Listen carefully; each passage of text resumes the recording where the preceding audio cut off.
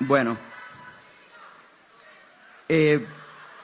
para este momento tendremos como panelista al doctor Gustavo Francisco Petro Urrego, economista de la Universidad Externado de Colombia, doctor en Nuevas Tendencias en Administración de Empresas de la Universidad de Salamanca, España, especialización en Administración Pública en la Escuela Superior de Administración Pública, especialización en Medio Ambiente y Desarrollo Poblacional de la Universidad Católica de Lovaina. Fue personero, concejal, alcalde mayor de Bogotá, candidato a la presidencia de Colombia en 2010, congresista de la República elegido como el mejor senador y constituyente de 1991. Bienvenido, doctor Gustavo Petro.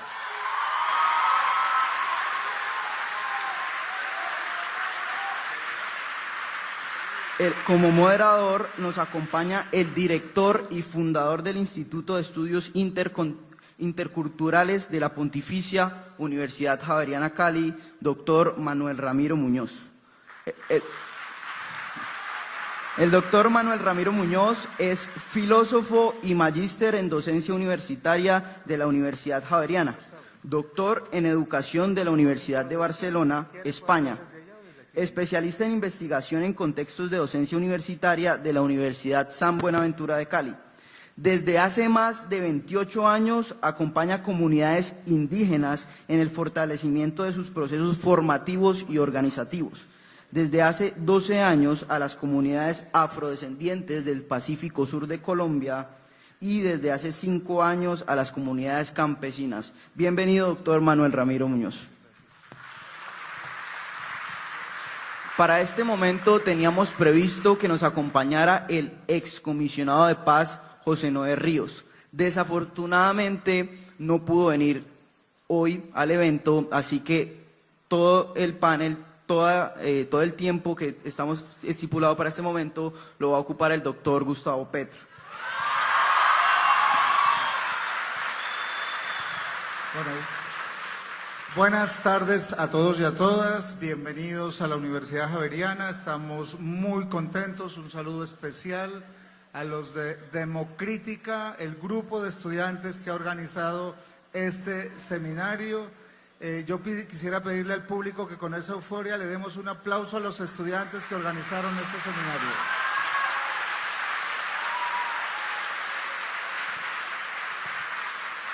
La metodología va a ser muy sencilla, el doctor Gustavo tendrá 30 minutos para hacer la exposición de sus ideas, de sus planteamientos.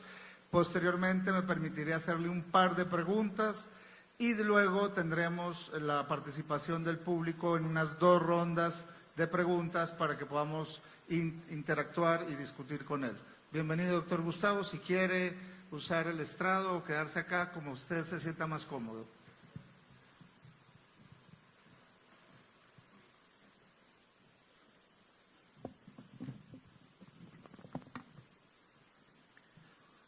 Bien, buenas tardes, no sé si ya sean. Este es prácticamente mi primer evento, intervención, comunicación, después de ser alcalde de Bogotá. No había tenido una oportunidad en este año de entrar en contacto con personas, con maneras de pensar, con maneras de entender, con regiones diferentes a la que tuve el placer de gobernar, en una especie de inmersión de casi 4 años en problemas concretos, en lo que significa las tensiones permanentes de una administración que pretendía, y creo que lo logramos, ser una administración alternativa, que pudiera mostrar en la medida de lo posible. No serán los medios de comunicación los que lo muestren, será la actividad de diálogo casi que personal nuestra, los problemas, las dificultades y los logros que un proyecto de profundización de la democracia puede tener para toda Colombia y para cada región en especial. Y por eso me parece importante que ese eco muy cercano de la administración bogotana, de la Bogotá humana, quizás un poco más lejana las investigaciones sobre el paramilitarismo hechas en el Congreso de la República, puestas de moda ahora por la captura del hermano del presidente Uribe, y más lejanas aún porque finalmente yo soy producto también de un proceso de paz, de una época de rebeldías, de lucha armada, de guerra fría mundial, prácticamente de una confrontación entre dos grandes sistemas que hizo la historia del siglo XX para bien o para mal.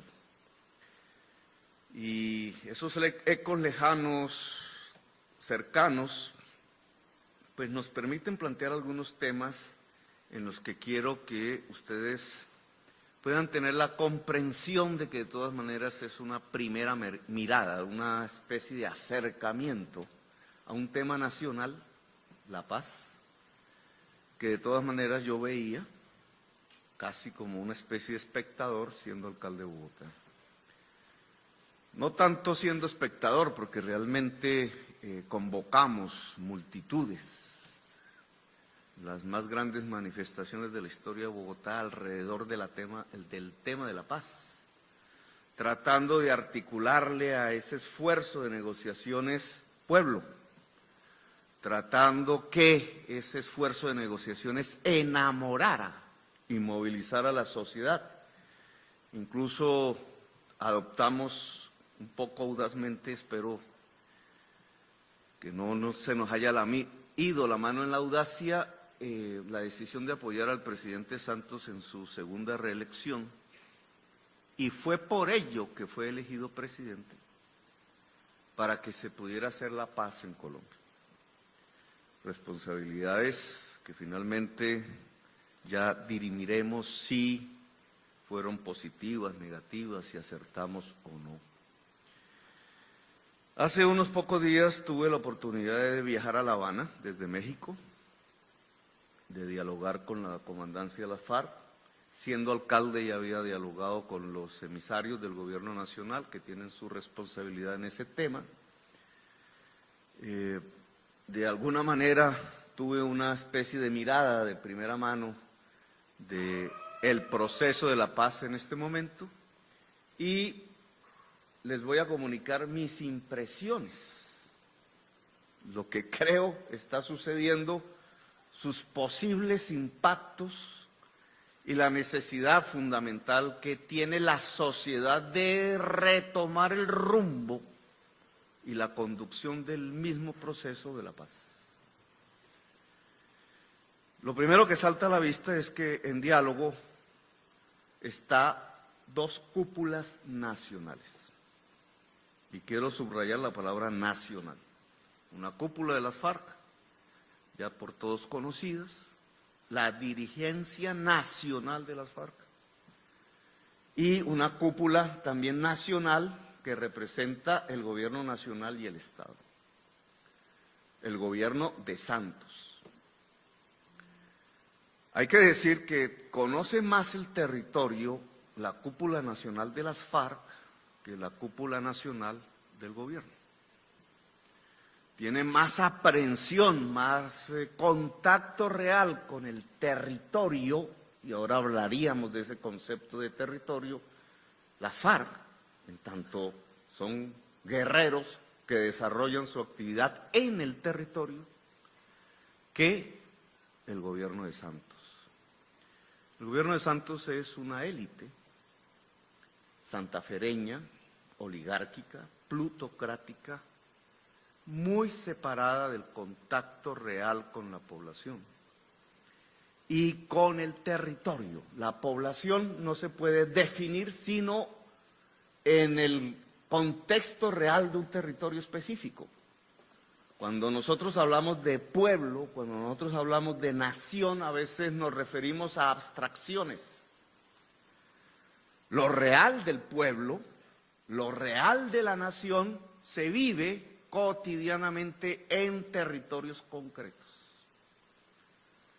Y más Colombia, que ha hecho y construido su historia a partir del territorio, no a partir de la nación, de la nacionalidad. En ese mundo de diálogo entre dos élites, militares y políticas, las FARC y el gobierno nacional, hecha lejos del país, en La Habana, en un sitio que además no es cualquier sitio, es un sitio bastante aislado del mundo, en donde el gobierno ha logrado construir una especie de cerco que no le permite al conjunto de la sociedad siquiera asomarse para contemplar, por lo menos, sino que para participar en la hechura de algo que se llama un acuerdo de paz. Es un diálogo metido dentro de una campana. Sus golpes, sus aciertos, sus desaciertos, su diario transcurrir no pueden ser percibidos por los ciudadanas, las ciudadanas del común de Colombia. Esa circunstancia ha permitido dos grandes hechos en la vida política contemporánea colombiana. El primero, el ataque a la paz,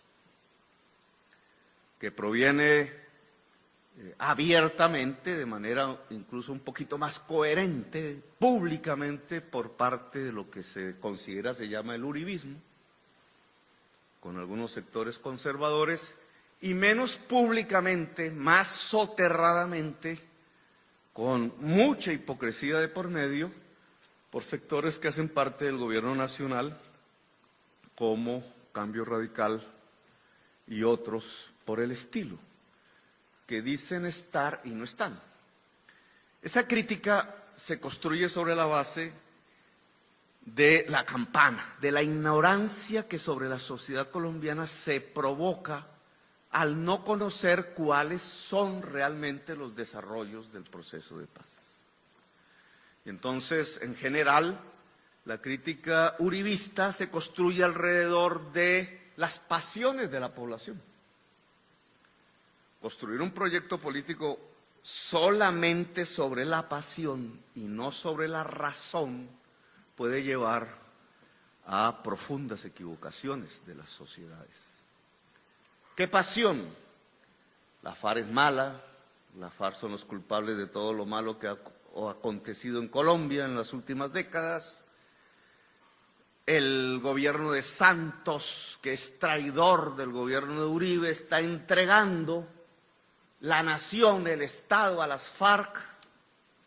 Vamos camino a la construcción de una especie de chavismo a la santafereña. Ese chavismo a la santafereña va a poner presos a los opositores, ya pusieron al primero, al hermano del expresidente. La economía se va a derrumbar.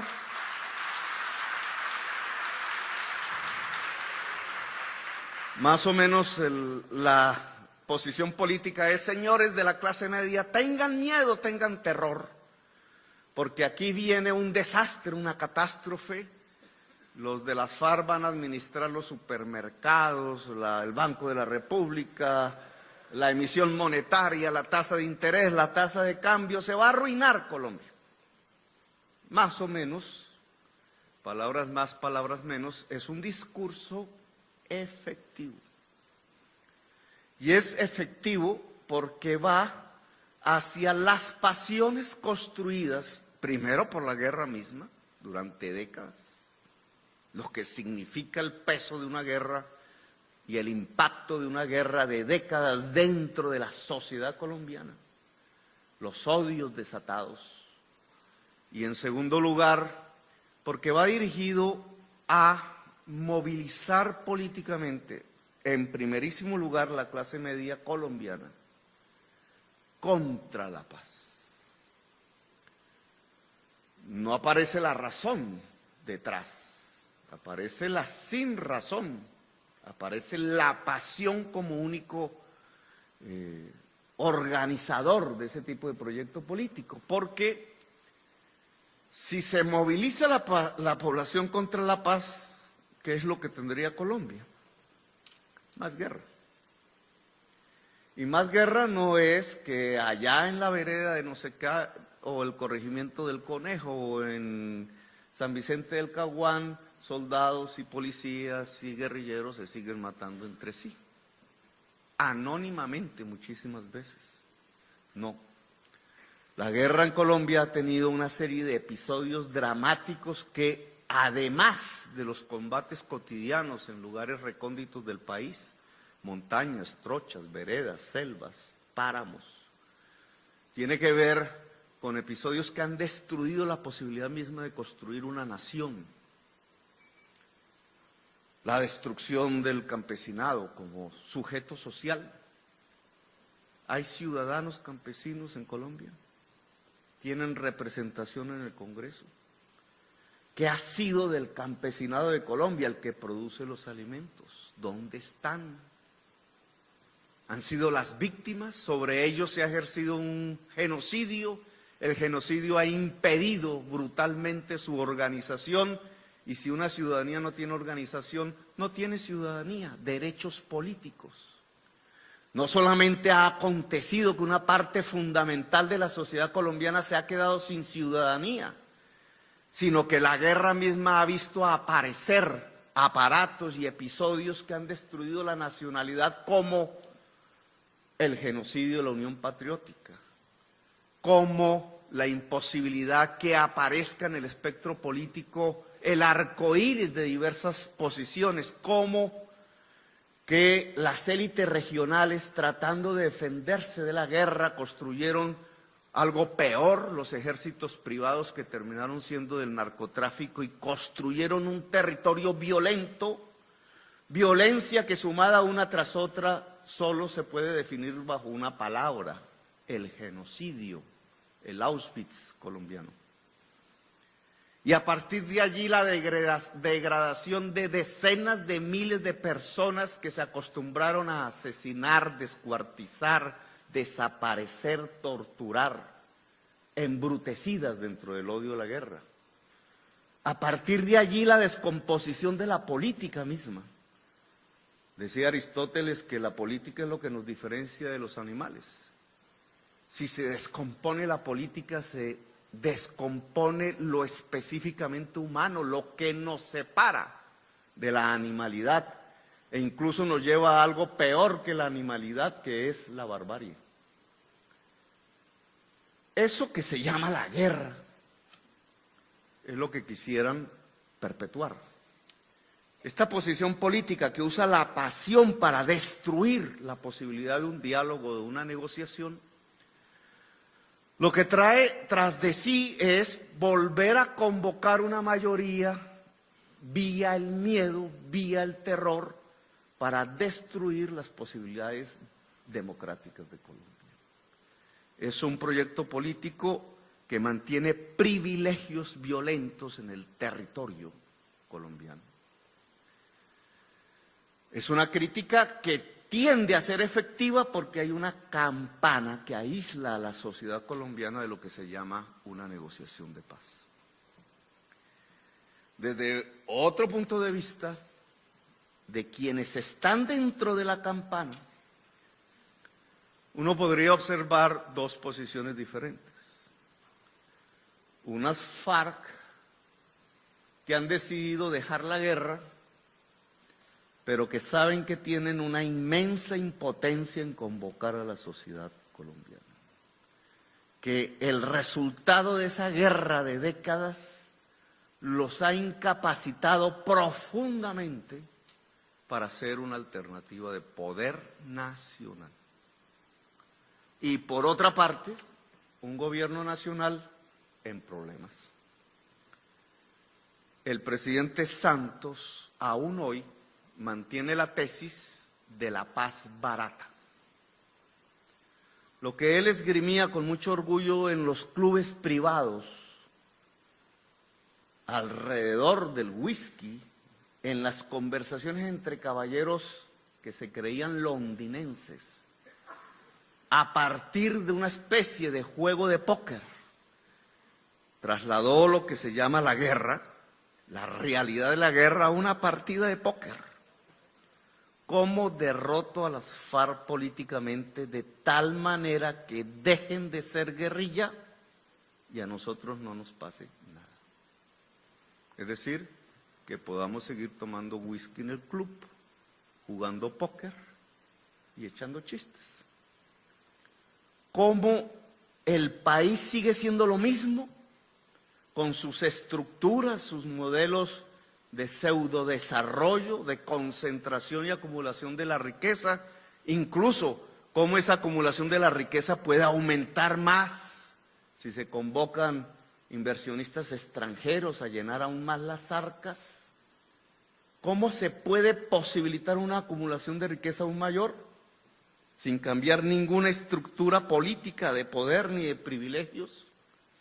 Mientras un rival político-militar como las FARC de décadas, más viejo que todos nosotros aquí, se deshace, cae en una especie de trampa. Primero se desarman y después los espera Vargas Lleras en el gobierno nacional.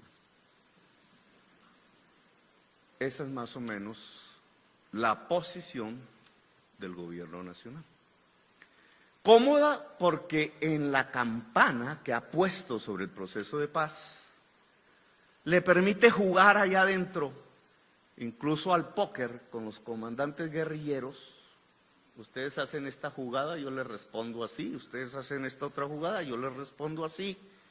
Sin que exista un protagonista que es central en cualquier negociación de paz: la población. La población no es las fuerzas vivas gremiales del país, no es FENALCO, no es FEDEGAN, no es la ANDI, no es Camacol. La población son 45 millones de colombianos y colombianas que dependemos para nuestro buen o mal vivir de lo que allí se está negociando. La campana no nos deja ni siquiera golpearla para saber qué puede pasar allí alrededor de lo que cada ciudadano o cada ciudadana aspiraría a que sucediera. La campana, por tanto, encierra una negociación de la que de vez en vez, a través de comunicados públicos suculentos para los medios de comunicación que llenan sus noticias con ellos, se presenta como una especie de negociación técnica de la desmovilización militar. De hecho, los comandantes guerrilleros, siendo también militares, ven con muy buenos ojos cómo al otro lado de la mesa hay militares. Un militar siempre se entenderá mejor con otro militar. Dos militares, así sean enemigos de siempre, terminarán siempre envejecidos en una misma mesa, con lazos de amistad construidos, incluso narrándose las anécdotas de lo que significó la guerra en la que participaron. Entre los militares, que son los enemigos en la guerra, una vez se acaba la guerra, se acaba completamente la enemistad. El guerrillero, obsesionado con saber si el cabo que está al frente de la trinchera o el capitán o el mayor no lo va a matar, o viceversa, si el mayor al otro lado de la trinchera va a pensar que el comandante, que allá tendrá otro tipo de grado militar, no lo va a asesinar, ambos van a descubrir que al cabo de unas cuantas semanas después de firmado un acuerdo de paz, ese conjunto nebuloso de prevenciones se esfuma, desaparece. Veremos cómo los guerrilleros terminan tomando cerveza con los soldados, jugando fútbol, y los veremos incluso en el tiempo haciendo cofradías. Tanto el militar como el guerrillero entenderán que la guerra no fue producto de quienes tenían uniforme, sino de quienes no lo tenían. Que la guerra la hicieron los políticos. Que los políticos al final deciden si se acaba o continúa la guerra, no los militares, no los guerreros. Y que el guerrillero que deje las armas terminará siendo muerto, no por los militares, que eran sus enemigos, sino por los políticos. La guerra adquirirá la dimensión política que tiene. Y por tanto, un proceso de paz debe, si es serio, asumir la necesidad política de la discusión. del debate, de la participación de la ciudadanía. Y me explico. En la campana, lo que se están negociando son los elementos técnicos en el fondo de una desmovilización militar. ¿Para dónde van las armas? ¿Qué va a pasar con los guerrilleros? ¿Cómo se van a ubicar en ciertas áreas del territorio? ¿Cómo se van a cuidar o no se van a cuidar? Etcétera, etcétera, etcétera. Eso hace parte de una dinámica técnico-militar, no política. En la campana, la política no está. Dentro de la campana no hay política. Los comandantes de la FARC creen que están haciendo política. Su primer intento en el Conejo fue respondido con toda la virulencia mediática en un simple caserío de unas cuantas personas cerca de la frontera en La Guajira. Dentro de la campana las FARC no puede hacer política. Y el gobierno nacional está haciendo política, pero por fuera de la campana. La campana solo sirve para desarmar una guerrilla. La política está fuera de la campana, y lo que está fuera de la campana no es más sino la continuación de un modelo económico neoliberal, profundamente mafioso, profundamente concentrador de la riqueza. Y el pueblo colombiano se desespera en cierta forma entre las consecuencias de ese modelo,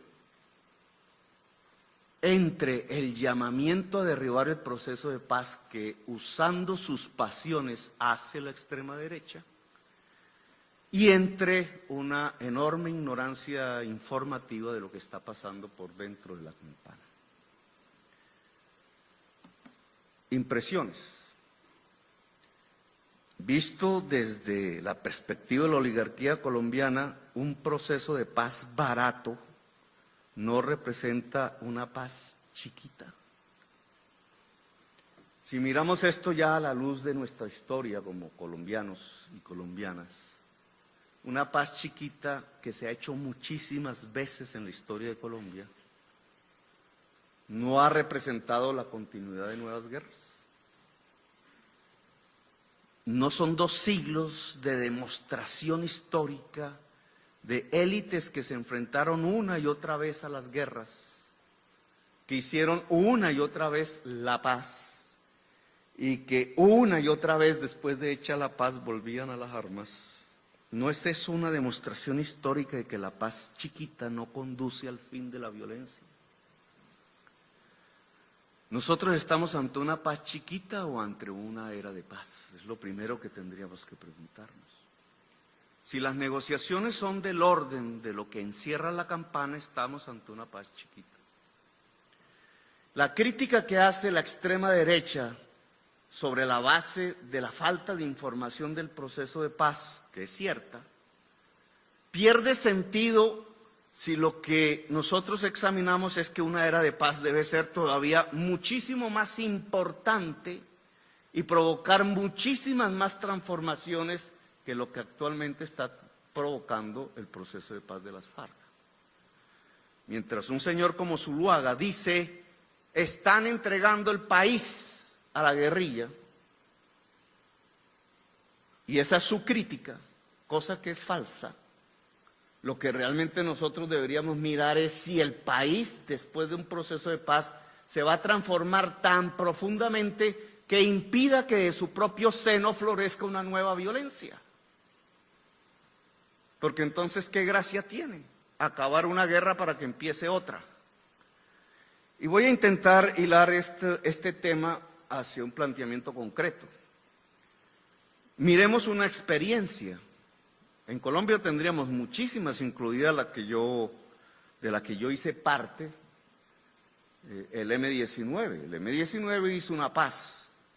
Incluso desde sus efectos, uno podría decir que nunca estuvo metida en una campana, que fue en las calles y que provocó una Asamblea Nacional Constituyente que construyó una constitución que aún rige, por lo menos en teoría.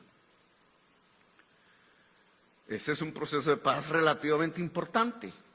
Provocó unos cambios institucionales, para bien o para mal, yo creo que para bien, que se organizaron alrededor de normas en la Constitución del 91, con una parcial aplicación fundamentalmente en las grandes ciudades en Bogotá. Bogotá Humana es el hijo legítimo de la Constitución del 91. Casi la revientan con un golpe de Estado, que todos ustedes vieron. El hijo legítimo de la Constitución del 91 la sabotearon. Luego, si eso sucedió en la principal ciudad, ¿qué sucede en las demás? Y en las regiones y en los territorios. ¿Será que el Urabá ha sido gobernado bajo la Constitución del 91? ¿Será que las grandes barriadas de Medellín, para no meterme en las de Cali, han sido gobernadas por la Constitución del 91, el Estado Social de Derecho? El proceso de paz del M-19, si ve sus frutos en la Constitución, tiene un elemento de evaluación que no podemos ocultar. La Constitución del 91 inmediatamente quiso ser aplicada, levantó las élites regionales aliadas al narcotráfico y configuró la construcción de formidables ejércitos privados del narcotráfico que hundieron en sangre los principios de la Constitución. ¿O quién puede decir que la masacre de La Negra o del Salado o de Pichilí, etcétera, son aplicaciones de la Constitución? Lo que vivieron esos territorios en concretos es una dictadura mafiosa totalitaria. La palabra democracia no es sino una mentira aplicada en el régimen político real que vivieron esos territorios. 200.000 campesinos asesinados, decenas de miles en fosas comunes que aún ni siquiera se han descubierto, 50.000 desaparecidos.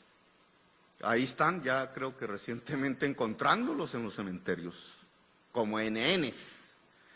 La palabra NN es noche y niebla, la palabra en alemán que significó la noche en que los nazis asesinaron miles de opositores políticos, socialistas, comunistas, judíos, etc. NNs, noche y niebla. Esa era la Constitución del 91. ¿Qué provocó el proceso de paz del M-19? Una ilusión, una aplicación parcial en el territorio nacional de democracia, pero lo que siguió fue una guerra más brutal que la que había vivido el M-19. Solo por poner un ejemplo concreto y reciente. Pero si nos vamos hacia El Salvador, que hablaba yo hace un momento, es un proceso de paz mucho más formidable que el del M-19. El Frente Farabundo Martí, a punto de tomarse el poder después de la revolución sandinista, llegó a San Salvador, tomó parte de la ciudad capital. Y el Estado en manos de una extrema derecha que decidieron negociar. Y negociaron un proceso de paz tan importante que creó tales condiciones de estabilidad después de tipo político que los mismos guerrilleros del Frente Farabundo Martí hoy gobiernan El Salvador. Que esto no lo oiga Zuluaga, porque entonces va a decir que ahí sí es cierto que un proceso de paz termina entregándole a la guerrilla el poder. Formidable desde ese punto de vista. El señor Sánchez, presidente de la República de Salvador, era comandante guerrillero del Frente Farabundo y fue elegido en un partido político que se llama Frente Farabundo Martí para la Liberación Nacional. Sin embargo, si ustedes miran las estadísticas de las 50 ciudades más violentas del mundo, San Salvador, la capital de El Salvador, es la tercera o cuarta más violenta del mundo. ¿Qué pasó? ¿Cómo así que es un proceso de paz de los mejores que se puedan construir en la historia mundial reciente, similar al de Sudáfrica? Pero la violencia, ese hecho en donde unos seres humanos matan a otros seres humanos, en lugar de disminuir, ha cobrado tal fortaleza que es mayor que incluso la violencia que se vivía en la época de la guerra. Ese episodio, si no queremos analizar el del M-19, la Constitución y después el auge del paramilitarismo en Colombia, podríamos verlo como un referente. Ese proceso de paz generó una era de paz en El Salvador. Ni los comandantes guerrilleros de ese entonces, ni el gobierno de El Salvador de ese entonces, ni los norteamericanos de ese entonces que asesoraban la negociación, sabían que Colombia iba a tener un impacto después de la paz. Y que una serie de decisiones de las mafias del narcotráfico colombiano iban a tomar como plaza, una de las tantas en la ruta hacia los Estados Unidos, a la capital, San Salvador, y que San Salvador no se iba a llenar solamente después de la paz de bancos colombianos. Allá está Luis Carlos Sarmiento, allá está el sindicato antioqueño, la mitad de la economía de El Salvador la maneja la oligarquía colombiana, no los gringos, la oligarquía colombiana, pero además iban a estar los capos del narcotráfico colombiano, porque San Salvador va en el camino a través de una gran afluencia de inmigrantes salvadoreños que tienen familiares en los Estados Unidos, permitía las condiciones objetivas de la construcción social de las rutas del narcotráfico.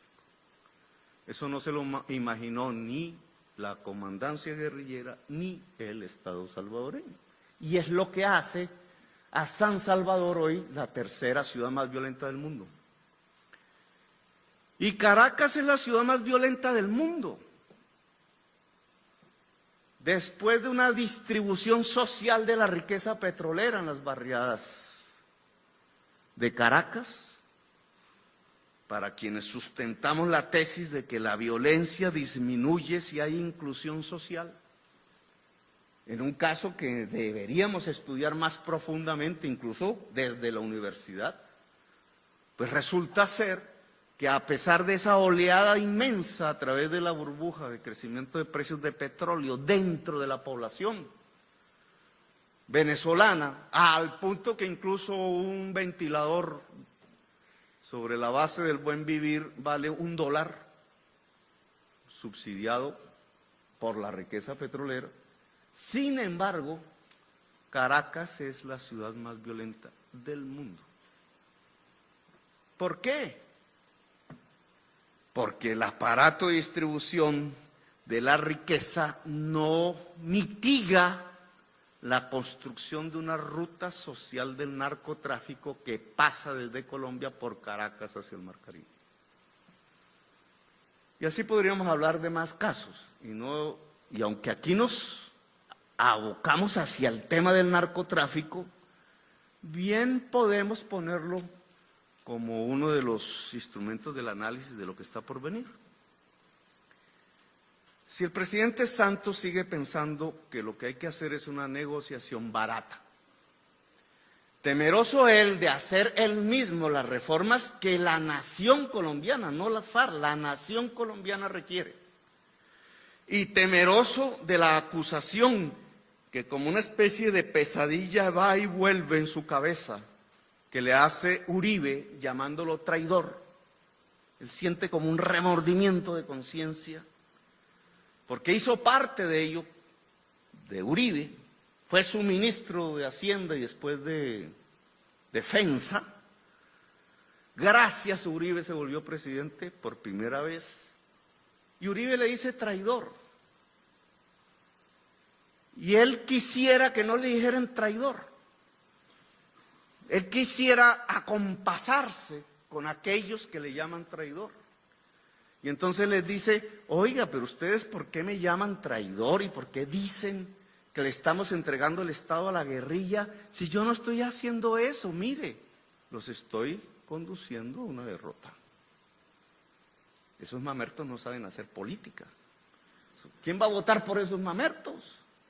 No sean bobos, señor Uribe, los estoy desarmando sin que nada pase en Colombia. Una posición en cierta forma, bueno, hay una palabra que lo expresa que ahora no lo recuerdo, pero que lo que muestra es una especie de sentimiento de culpa, porque abandonando la posición uribista antipaz, decidió hacer un diálogo con la guerrilla y por ello le llaman traidor. Y su respuesta no es más sino hagamos una paz barata. Si se va a hacer una paz barata, comenzará una era de paz en Colombia.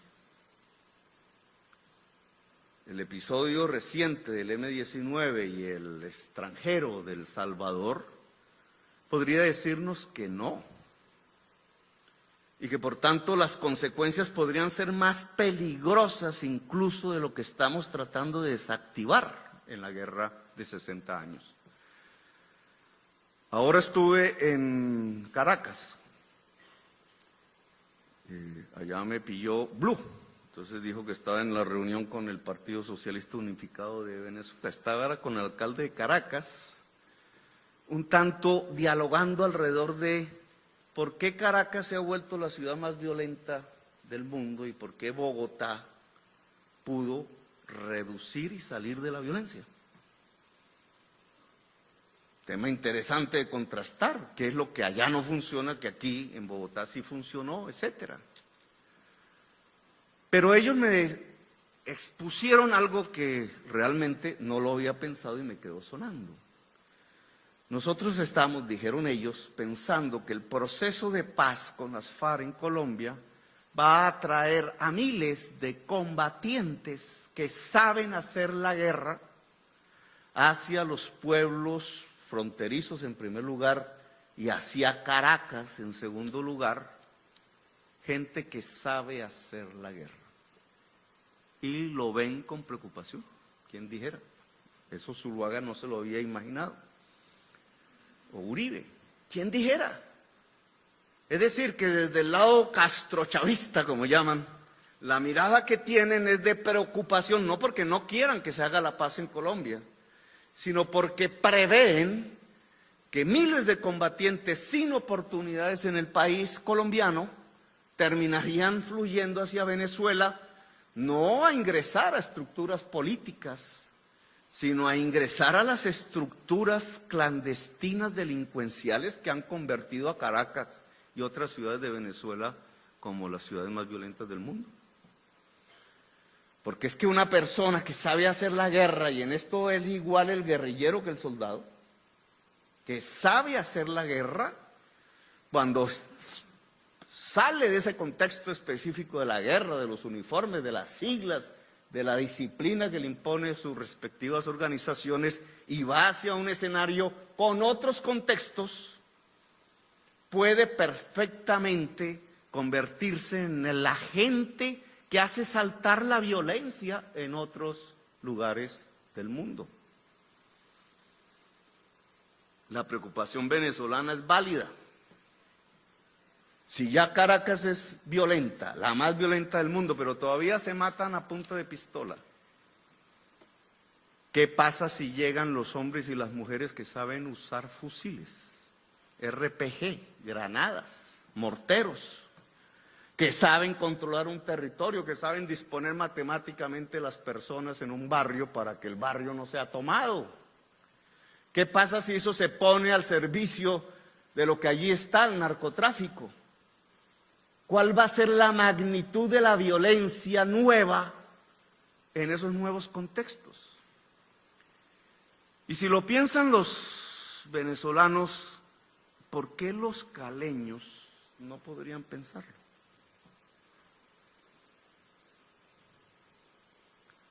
Si la paz es pequeña, como dice Santos, una paz barata, y ahora voy a tratar de, si tengo el tiempo de explicar qué significa eso de lo barato. Si la paz es barata, es decir, sin sustancia, no cambia las realidades del país, no las realidades de las FARC que se las va a cambiar, van a dejar de ser un ejército, y van a cambiar las realidades del ejército también, pues van a dejar de estar en una guerra, pero las realidades del país, que es mucho más complejo y diverso que la FARC y el ejército no van a variar, entonces estamos en una paz barata. ¿Y esa paz barata qué implicará para Cali?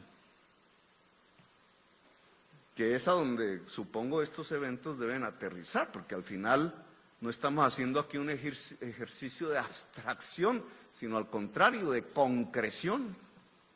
La paz es abstracta. ¿Qué significa la paz en Cali? Cali ya es una de las ciudades más violentas del mundo. ¿Por qué? Sería tema como de otro seminario, ¿cierto? De estudiar por qué Cali, a diferencia, qué es lo que sucede en nuestras ciudades.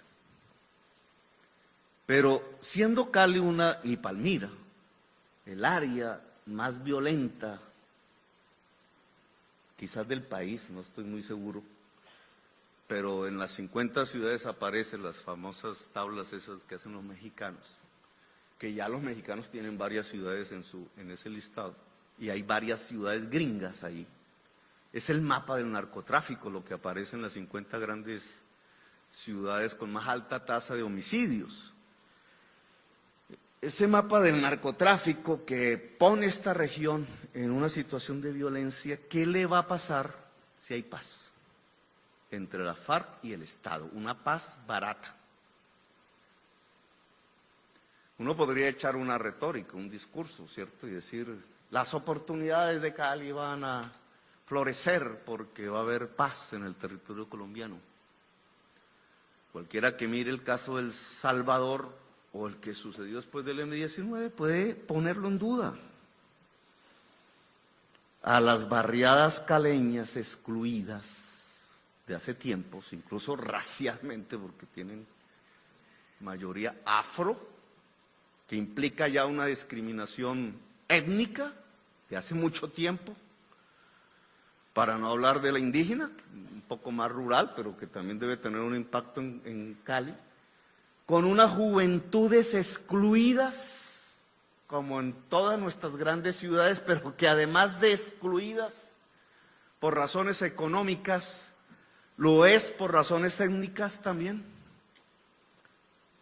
sin mayor posibilidad económica, de absorción económica, como la ha tenido Bogotá, hay que decirlo, más capacidad de absorción económica por su tamaño, por varias razones históricas, por un proceso de industrialización quizás más profundo. Aquí la economía caleña quedó enclavada en una tenencia de la tierra absurdamente concentrada y dedicada a un monocultivo que se volvió uno de los causantes del cambio climático, el caña de azúcar para el etanol. Es decir, una especie de economía en contravía de la nueva realidad humana. Y en ese enclave las posibilidades económicas de crecimiento pues no han sido lo suficiente y han dejado un mundo excluido.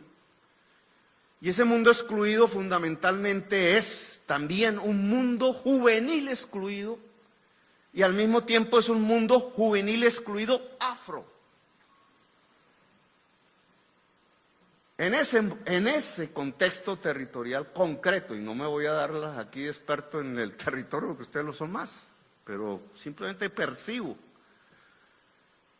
¿Qué pasa si miles de hombres y mujeres que hayan sido de la FARC, que hayan sido del ELN o que hayan sido soldados que ahora son cesantes, llegan, se combinan allí en ese mundo de las juventudes excluidas?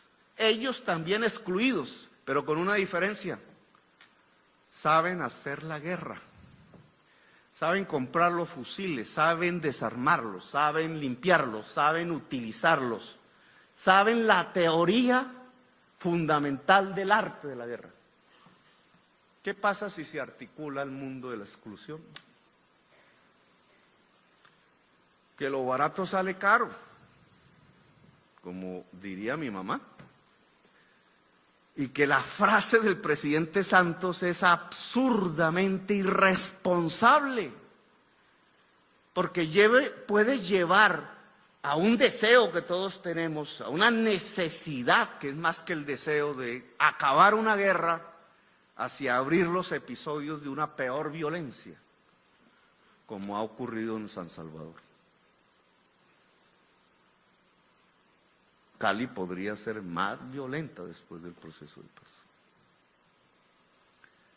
Y el tronar de las pistolas en los barrios populares de Medellín o de Cali o de Soacha o de Usme o de Ciudad Bolívar, Bogotá, podría transformarse en el tronar de los fusiles. Y como ha sucedido en algunos lugares del mundo, ya no sería la policía la que podría entrar, sino el ejército. Cuando el ejército entra en combate en un barrio popular, lo que hay es muertos. Porque un soldado es entrenado para usar su arma para dar de baja. Mientras que un policía a veces es entrenado para no usar el arma. El policía profesional sabe, sabe que en una ciudad de cantidades de gente, él tiene que tener la capacidad, en el peor de los momentos, de no usar el arma. Es la diferencia. Por eso la policía tiene una función ciudadana mayor que el ejército. Si el ejército le enseñan al soldado a no usar el arma, está muerto. Son connotaciones diferentes. Pero si la delincuencia termina potenciada militarmente por un proceso de paz barato, la policía se vuelve incapaz. Y cosas como las que se han vivido en Medellín, en la Comuna 13, o en barrios de varias ciudades brasileñas, o en San Salvador, o incluso ya en varias ciudades norteamericanas, o en Acapulco, para poner un ejemplo famoso. Acapulco, la cuarta ciudad más violenta del mundo, cuando era el sitio del jet set del siglo XX. El Shah de Irán y Madonna se bañaban en la bahía de Acapulco, y ahora Acapulco es la cuarta ciudad más violenta del mundo. ¿Por qué? Porque está la bahía. De esa bahía se sale a Los Ángeles rapidísimo. El narcotráfico cogió a Acapulco como su plataforma mexicana de exportación de drogas marítimas, no por la frontera, y Acapulco es la cuarta ciudad más violenta del mundo. Este planteamiento, ¿a qué lleva? A que no se puede mirar un proceso de paz que inaugure una era de paz sin mirar el territorio. Y en el territorio los protagonistas no necesariamente son, y generalmente no son, ni las FARC ni el gobierno nacional.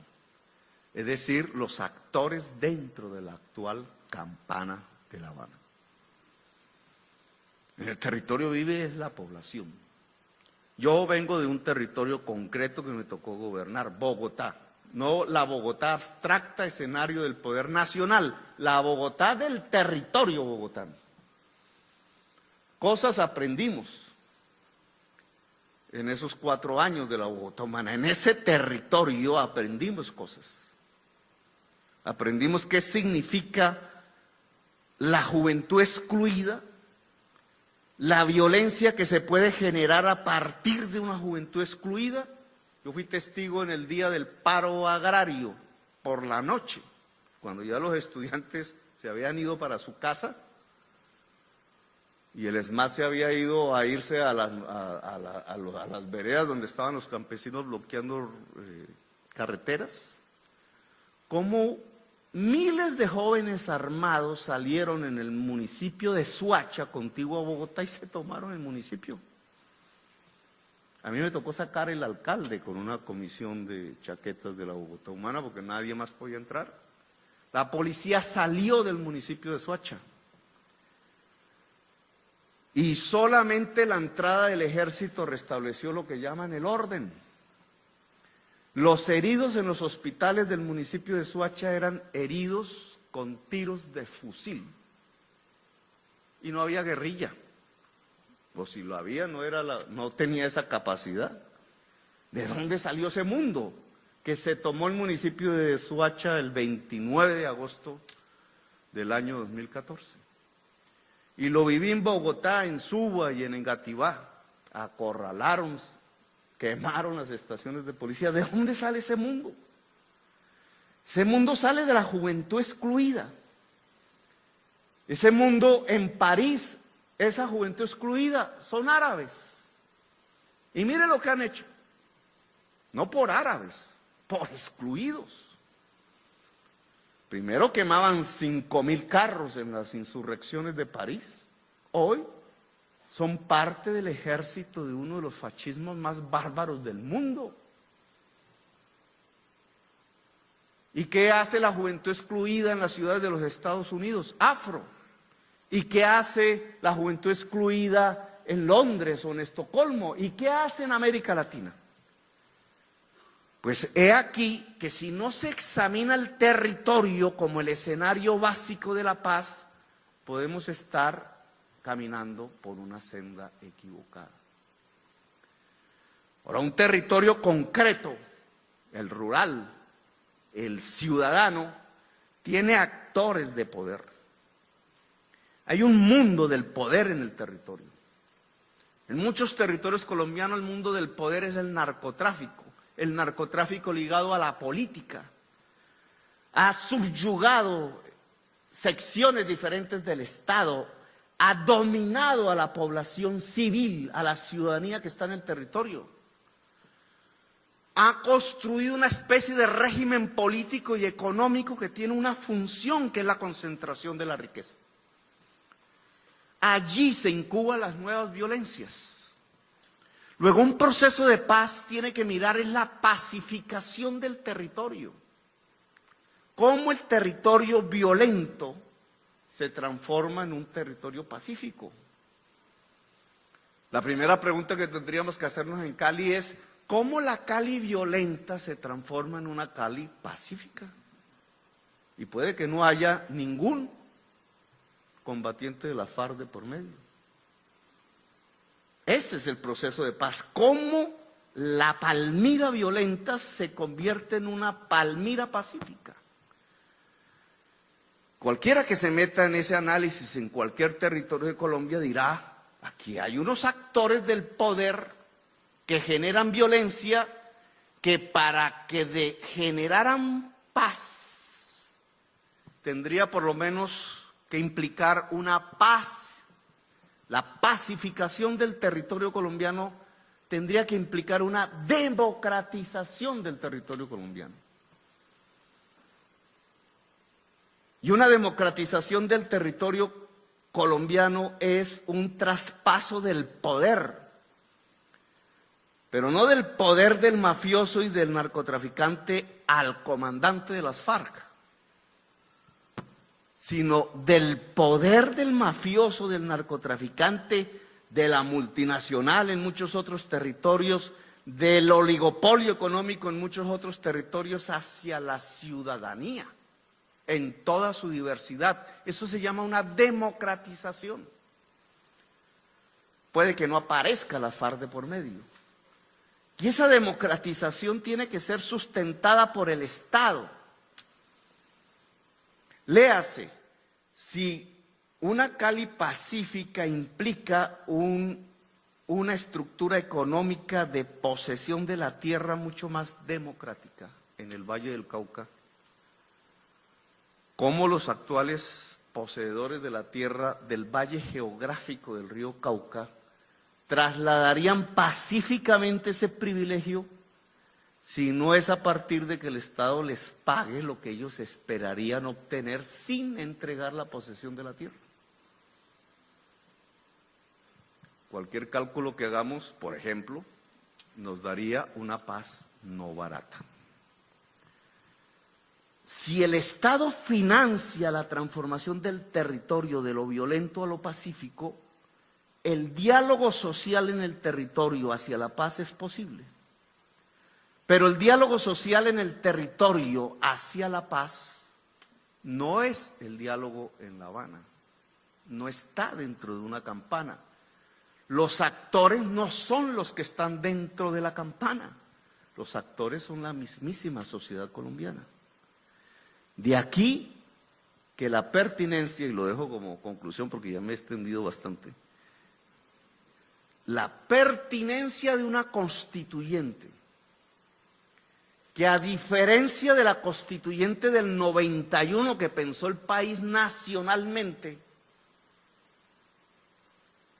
lo piense también territorialmente en la perspectiva de diálogos con poder vinculante de democratización del territorio en Colombia, podría quizás sentarnos las bases, independientemente de la negociación técnico-militar que hay en La Habana, de una era de paz, de un verdadero proceso de paz, de una transformación real de las condiciones de la vida cotidiana en el territorio colombiano que nos permita pensar que no vamos a abrir un nuevo escenario de la guerra o otra guerra, sino que vamos a abrir el escenario de la construcción, quizás por primera vez, de una nación colombiana en toda su diversidad. Muy amables, gracias.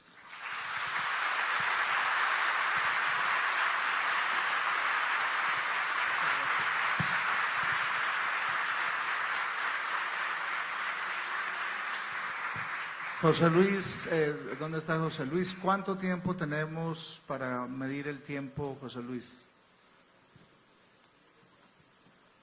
Pues tenemos un poquito menos de media hora, Perfecto. 25 minutos más o menos, para 2 ronditas de 3 preguntas máximo. Bueno, 2 preguntas para iniciar este diálogo.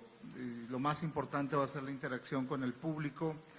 La primera, la experiencia de Guatemala mostró que el proceso de desarme y uno de los fracasos en Guatemala fue que la gente que regresó del monte contribuyó a fragmentar más las ya pugnas que había en el movimiento social y en el movimiento político. Y finalmente, la posibilidad que se dio en El Salvador de que el FMLN se mantuviera unido y siguiera trabajando política y socialmente, ya no con armas, sino a través de la vía política, pudiera en algún momento tener opción de que ese sector político y social tuviera opción en el poder.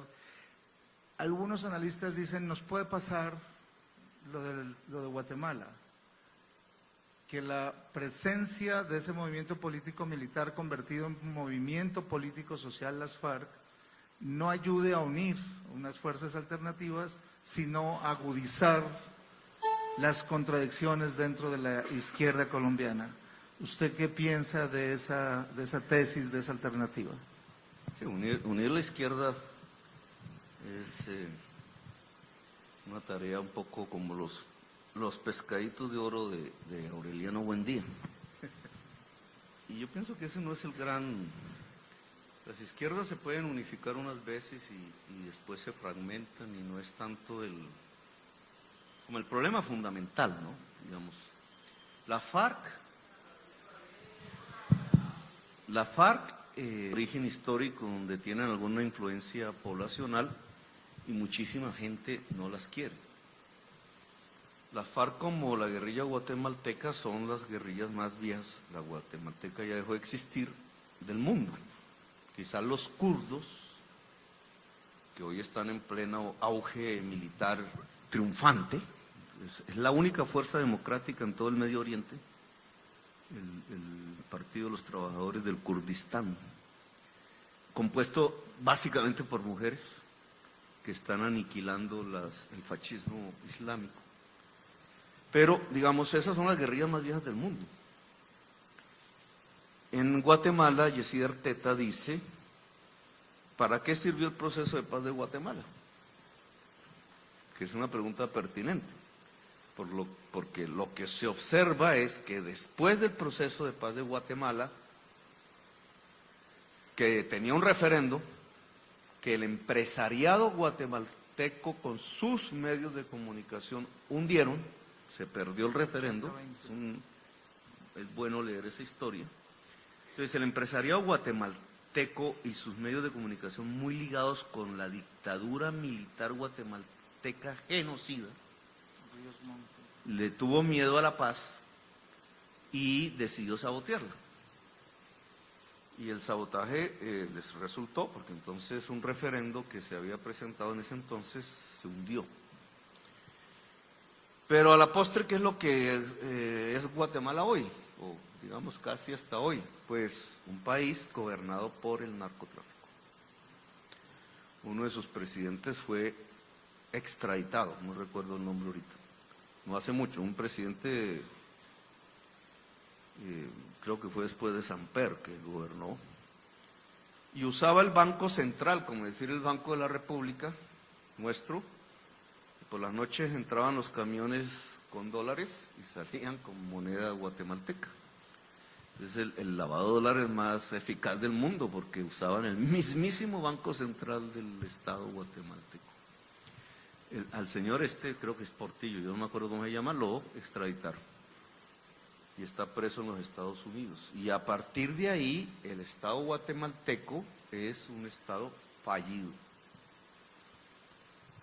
Y recientemente pues hubo toda una oleada de movilización que ya puede abrir otro escenario, no sabemos, no lo califiquemos, pero digamos hasta hace muy poco Guatemala quedó en manos del narcotráfico. Entonces el proceso de paz sirvió para nada. Para nada. Para que un poco de comandantes guerrilleros viejitos pudieran pasar sus últimos días un poco más tranquilos, pero no más. Y el efecto, y aquí no se trata de ver cómo unas personas pasan a una buena pensión, sino cómo un país sale de una situación de crisis. Guatemala es un ejemplo práctico de fracaso en una negociación por pensar que la paz es barata. Es un poco el sustento que yo quiero defender en este tema.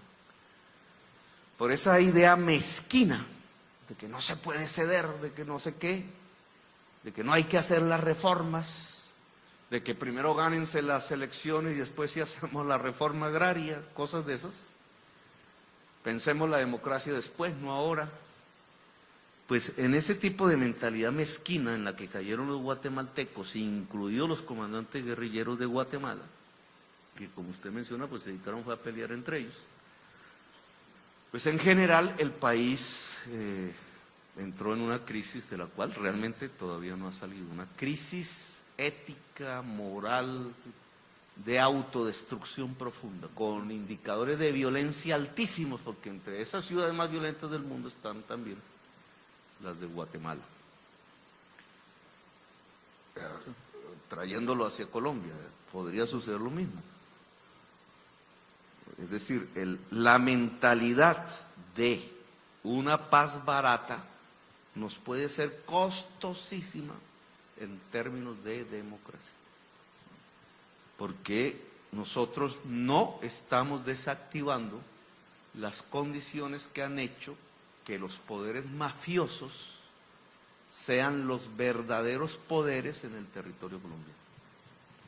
Doctor Petro, la tesis central suya al final es, para que no haya una paz barata, lo que se debería hacer es reconstruir y generar unas nuevas condiciones para fortalecer la democracia, la inclusión social, y la vía es una Asamblea Nacional Constituyente. Las condiciones de posibilidad de que de La Habana salga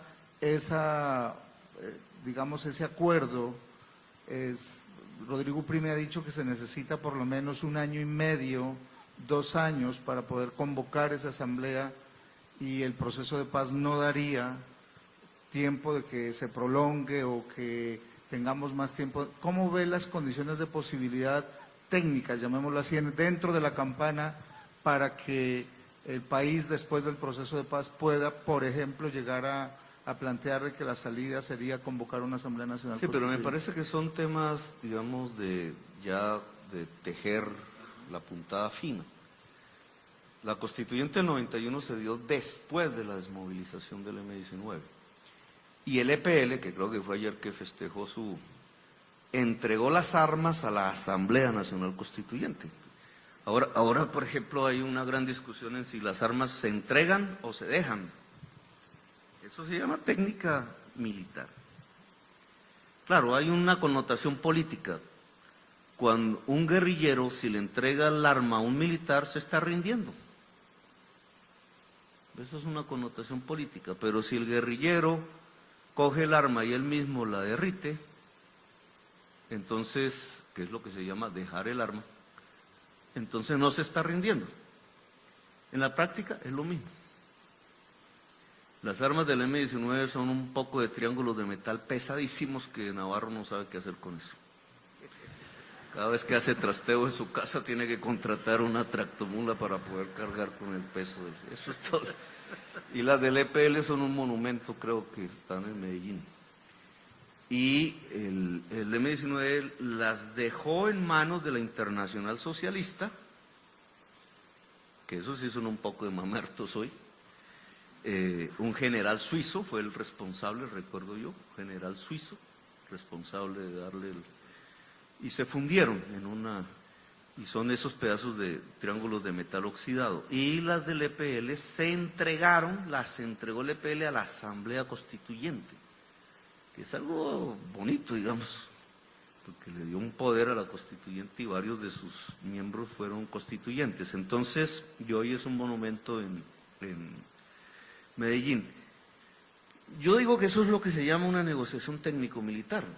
Al final es lo más fácil de llegar a un acuerdo, qué se hace con las armas, etcétera, cómo se funden, en dónde, quién se encarga de la fundición. Entonces tienen que estar los generales del ejército colombiano, no tienen que estar los generales. Al final, si se funden las armas es lo mismo, dejaron de ser armas. El tema fundamental es el político. Y obviamente hace parte un poco de la discusión que he presentado aquí.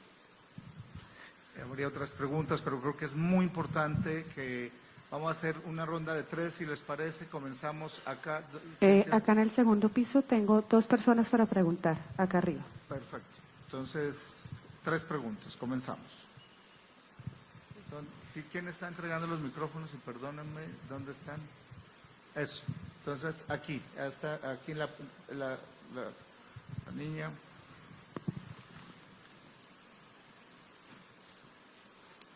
Muy buenas tardes, mi nombre es María Elena Cortés Revelo, trabajo en el Pacífico colombiano, soy nativa, soy nacida y criada en Buenaventura, egresada de la Javeriana. Mi pregunta va en representación de las 16.000 desplazados y víctimas que en ese momento trabajo en una asociación que se llama Asociación de Desplazados de Municipios Integrados del Pacífico Sur.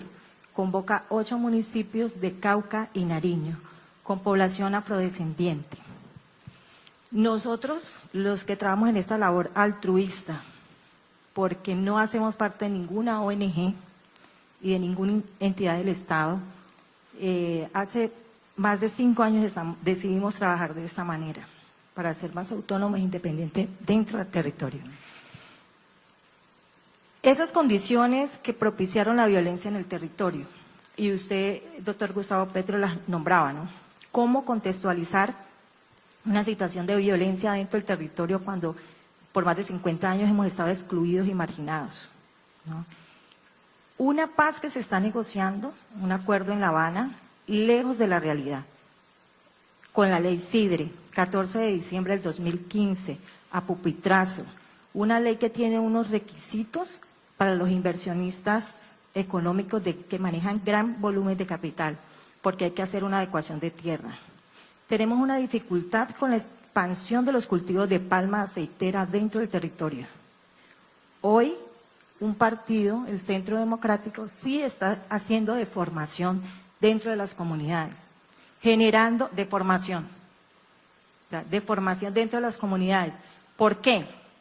Porque le está diciendo a nuestras comunidades que la guerrilla va a tomar en unos territorios cuando las comunidades saben que por lo menos donde yo, en el contexto donde yo estoy, está el Frente 29 y 30 de la FARC. Esos escenarios y esos territorios de paz. ¿En dónde es ese territorio? ¿Cuál es? Timbiquí, López, Guapi, Olaya Herrera, el Charco Nariño, Iscuandé, Mosquera y La Tola. Esos son los 8 municipios donde yo mantengo. Entonces, 1, la ley Sidre versus la producción tradicional y ancestral de los pueblos. Estoy hablando de agricultura con lo agroindustrial. El otro tema es que sí se está haciendo resistencia dentro de los territorios. No queremos hacer parte de los cordones de miseria, ni de Cali, ni de Pasto, ni mucho menos de Popayán.